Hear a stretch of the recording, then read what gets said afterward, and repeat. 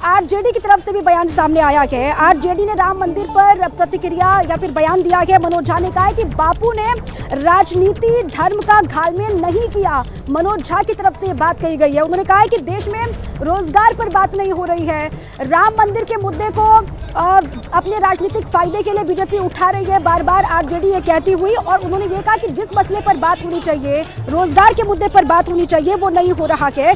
2014 में पीएम मोदी ने रोजगार का वादा किया था, वो नहीं हो रहा है, रोजगार नहीं मिल रहा। सुनवाते आपको क्या कुछ कहा है मनोज झा ने।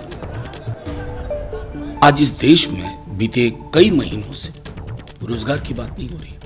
14 में प्रधानमंत्री रोजगार के वादे पे आए थे, राम मंदिर पे नहीं आए थे, लेकिन वो जानते हैं वो असफल हुए। अब उन्होंने इस आवरण के तहत अपनी असफलताओं को छुपाने की कोशिश की। तो सुना आपने मनोज झा को, ये कहा कि अपनी असफलताओं को छिपाने के लिए इस तरीके से एक इवेंट के तौर पर ये पूरा समारोह करवाया जा रहा है।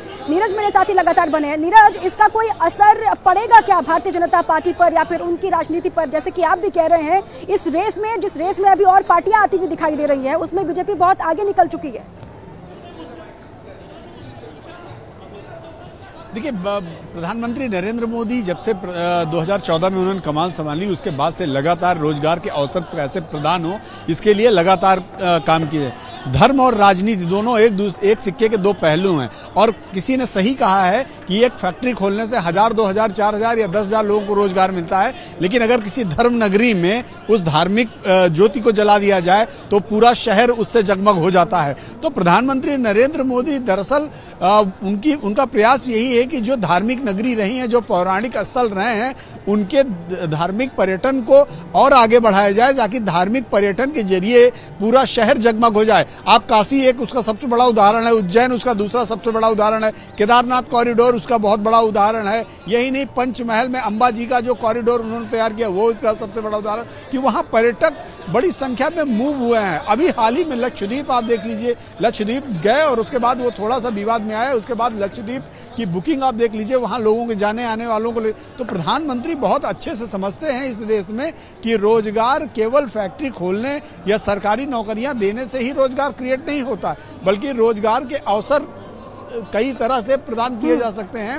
और अयोध्या में जो राम टेम्पल बन रहा है, आप भी अयोध्या में इस समय हैं, और पहले भी ऐसे नीरज कई उदाहरण हैं जब विपक्ष ने सरकार को, बीजेपी को घेरने की कोशिश की, लेकिन उल्टा उन्हीं पर वो मुद्दा भारी पड़ गया। पहले भी कई चुनाव में इसका उदाहरण दिखाई देता है। आप रहे हमारे साथ।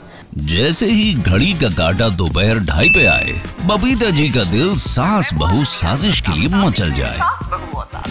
और ये है इनकी बहू, पूरे दिन ऑफिस की टेंशन हो जाए गॉन जब ये करें अपना फेवरेट शो फ्री टाइम पे ऑन। इनकी तरह आप भी देखिए अपना फेवरेट शो अपने टाइम पर और डाउनलोड कीजिए एबीपी लाइव ऐप अपने स्मार्ट टीवी पर।